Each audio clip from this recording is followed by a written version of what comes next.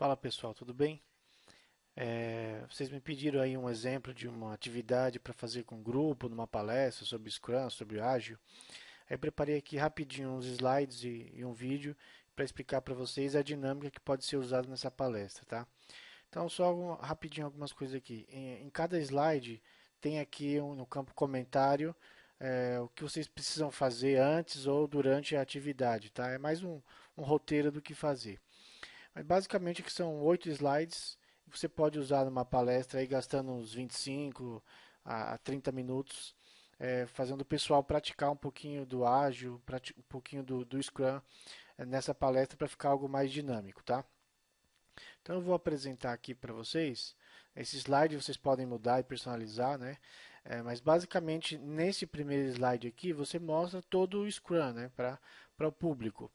Eu não sei se na sua palestra você vai apresentar algum conteúdo antes sobre Scrum, sobre agilidade, mas aqui é um slide onde você vai explicar tudo, basicamente tudo que é o Scrum, para alguém que nunca viu, para alguém que nunca teve contato ainda com o framework, tá? Então aqui nós temos, primeira coisa é mostrar os papéis que tem no Scrum, né? Então você tem o papel do Product Owner, que é quem é o dono do produto que vai ser construído, né? Ele é o dono da ideia, enfim, da demanda que vai ser construída no projeto com o Scrum. Você vai ter o time, que é o pessoal que vai atuar na construção do produto, os desenvolvedores, o pessoal de teste, arquiteto, enfim, todo mundo que vai fazer parte do time do Scrum. E você tem aqui o papel do Scrum Master, né? Que não é o gerente de projeto, mas o Scrum Master é a pessoa que vai ajudar no processo, é o facilitador do processo do Scrum durante as sprints ou durante todo o projeto, né? Então, basicamente no Scrum você tem esses três papéis aqui envolvidos durante o projeto. Os próximos itens que você tem aqui, você tem os artefatos do Scrum, né? Product Backlog, que é a lista de funcionalidades ou do que o Product Owner espera do projeto, né? Então ele vai ter uma lista de coisas que ele espera, funcionalidades, enfim, de entregas que ele espera pelo projeto, no projeto, que o time vai construir. Então tem o Product Backlog, que é o backlog de tudo que o produto tem que construir. Aqui vai ter Sprint Backlog, né? Que vai ser selecionado um pedaço dessa lista aqui do Product Backlog. E aí vai ser definido aqui o que a gente vai criar na próxima sprint, no próximo período de construção. Então sai aqui a Sprint Backlog. E aí aqui é o fluxo, né, da construção, da execução mesmo, né? Que é o período de cada sprint. E aqui dentro de cada sprint você vai ter a Daily Scrum, que é a reunião de 15 minutos que o time vai ter todo dia para falar o que eu fiz ontem, o que eu vou fazer hoje e se tem alguma coisa que me impede a minha evolução, né? Então todo dia tem aqui a cerimônia do Daily Scrum. E aí depois vai ter lá no final do término da sprint, você tem algo entregável, né? O MVP, algo que essa sprint entregou ao longo de 2 semanas, uma semana, enfim. E aqui você tem as cerimônias, né, que acontecem durante o processo do Scrum. Tem aqui a Sprint Planning, que é o período que o time vai planejar o que vai ser entregue na sprint. Tem aqui o refinamento do backlog, que pode acontecer durante o período da sprint. E tem aqui as cerimônias finais de revisão da sprint, onde o time vai falar como que foi a sprint, o que foi bom, o que foi ruim, o que tem que melhorar e tal. E a retrospectiva também, onde vai falar sobre o que foi criado, enfim, o que a gente pode melhorar para a próxima sprint. Então, basicamente, nesse slide você consegue explicar todo para o público leigo como o Scrum funciona. Aí na sequência, esse slide eu acho importante porque você mostra aqui, né, os quatro do Manifesto Ágil, os quatro pilares do Manifesto Ágil, né? E aqui você vai falando para a plateia, né, que esses quatro aqui são os mais importantes, são os pilares, né? E essa basicamente é a diferença entre projeto ágil e projeto modelo tradicional, né? No modelo ágil a gente preza mais por indivíduos e interações sobre processo e ferramentas. Então, processos e ferramentas não são tão importantes quanto indivíduos e interações. No ágil a gente preza muito mais por software funcional do que documentação compreensiva, então a gente quer criar mais um software que funcione a cada sprint do que se preocupar com documentação daquele software. É mais importante colaborar com o cliente do que negociar contrato, né? Então, no sprint aqui o escopo não vai ser fixo, o cliente pode ir mudando e isso não vai estar amarrado a um contrato lá que se mudar tem que mudar o contrato. Então, esse é um pilar importante. E responder às mudanças é muito mais importante do que seguir um plano, né? No modelo Waterfall, o gerente de projeto não pode ter que garantir que o plano não mude. No sprint, não, a gente realmente quer que o cliente mude para que o produto final seja aquilo que realmente ele espera, né? Não adianta terminar um projeto em dia, no prazo, com tudo que foi definido lá no início, mas não entregar o valor que ele quer. Então, é importante que ele faça a mudança para entregar no final o que ele quer. Então, também esse slide explica bastante esse conceito do ágil. E aqui também, né, só para mostrar que o Scrum é um pedaço, um pedacinho, é um framework dentro do ágil, né, ou da agilidade. Então, existem outros aí frameworks, outras ferramentas também. Então, o Scrum é o mais utilizado, um dos mais importantes, mas não é o único. É importante explicar isso aqui também, enfim, dar uma visão para o público. E aqui a gente começaria a atividade prática, né? Então, na atividade prática, a primeira coisa mais importante, né? Eu até coloquei aqui é dividir o grupo, né? Pegar lá a sua plateia e dividir em pequenos grupos, em média de 5 a 6 pessoas. E aí, essa vai ser a primeira atividade que eles vão realizar. Cada grupo vai pensar num problema que eles podem resolver com o uso da tecnologia, por exemplo, tá? Então, vamos pensar no problema, o trânsito. O trânsito, o que a gente pode melhorar ou resolver? Como que resolve o problema do trânsito com tecnologia? Hoje, por exemplo, tem o Waze, mas qual seria uma alternativa ao Waze? E aí, com isso, eles vão criar um produto, né? Então, eles vão ter alguns minutos lá para pensar no problema e aí pensar no produto. O produto poderia ser isso, poderia ser, enfim, eles vão pensar lá em alguma solução. Geralmente vai sair um aplicativo, um app, um software, enfim, mas vai sair alguma coisa, o grupo vai pensar no problema e vai pensar numa solução de produto que eles poderiam criar. Então o grupo vai pensar e vai escrever lá, né, numa folha de sulfite, enfim, no flip chart mesmo. Cada grupo vai ter esse papel para, no centro da folha, colocar o produto e o problema que eles vão resolver.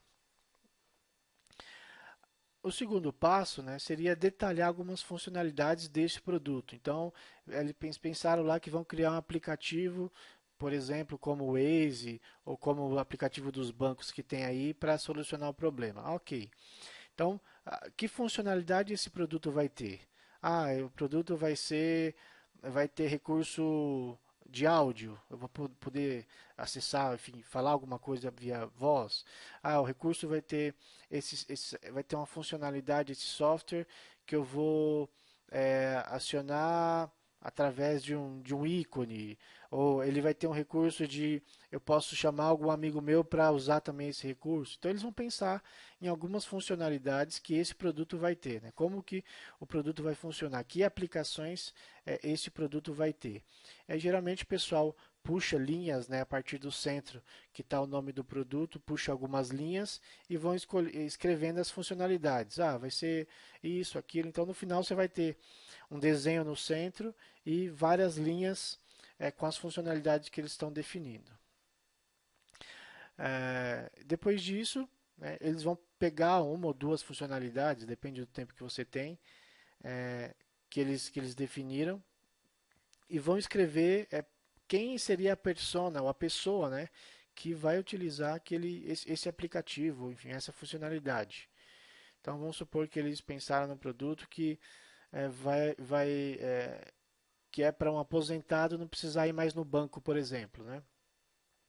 Então tá, então a persona aqui é como aposentado, eu não quero mais enfrentar fila no banco. Então eles vão escrever num post-it, né? A persona, e aí podem colocar alguma característica da persona. Ah, é um senhor, um homem com mais de 70 anos, que tem problema na coluna. Enfim, eles podem colocar algumas características da persona, dessa pessoa que vai usar o aplicativo, né? E em um post-it colocar ali qual é a persona e o que ela vai, como que ela vai usar aquela funcionalidade. Então isso aqui é bem legal para pensar realmente se a gente está criando um produto para a pessoa certa, né? E aí ajuda a refinar aqui as características do produto. E aí o próximo passo depois disso, o grupo pode pegar todas as funcionalidades que eles colocaram em volta desse produto, né? E criar uma sequência de priorização. Ó, essa funcionalidade é mais importante do que essa, e aí o grupo vai conversando e definindo quais são as mais importantes e aí conversando o porquê também, né? Pensando num ciclo de vida, né, de construção desse produto. Ó, antes de começar a desenvolver, eu preciso é, escolher o banco de dados, desenhar arquitetura. Então, eles vão pegar cada funcionalidade que eles escreveram e sequenciar essas funcionalidades numa linha do tempo entre a primeira e a última, lá quando se fosse construída realmente o produto.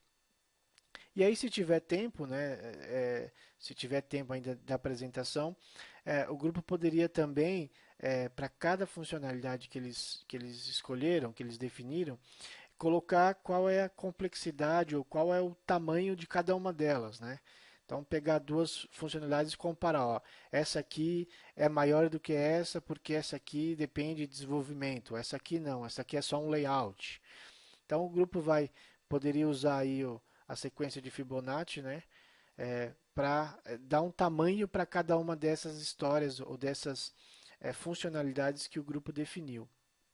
Isso ajuda também a saber, né, qual o tamanho da sprint, qual o tamanho das funcionalidades que o grupo definiu. E aí o próximo passo seria a execução da sprint, né, para criar esse produto, começar a desenvolver esse produto.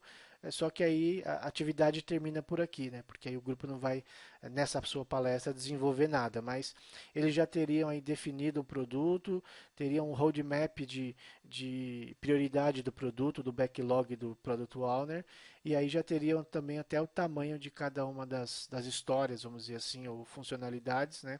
Para começar a escolher e construir lá, colocando, por exemplo, no Kanban.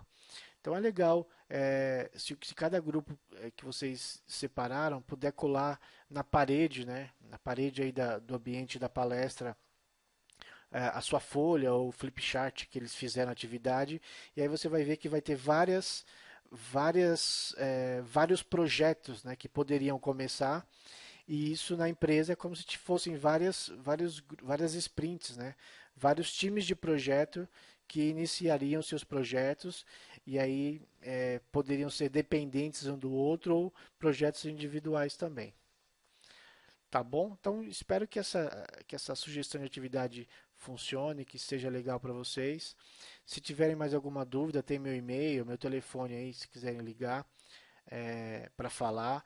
Geralmente eu uso isso aqui em palestra porque é uma atividade rápida para fazer e aí você vai ter que controlar o tempo, né? Eu coloquei aqui em média 5 minutos para cada uma dos passos da atividade.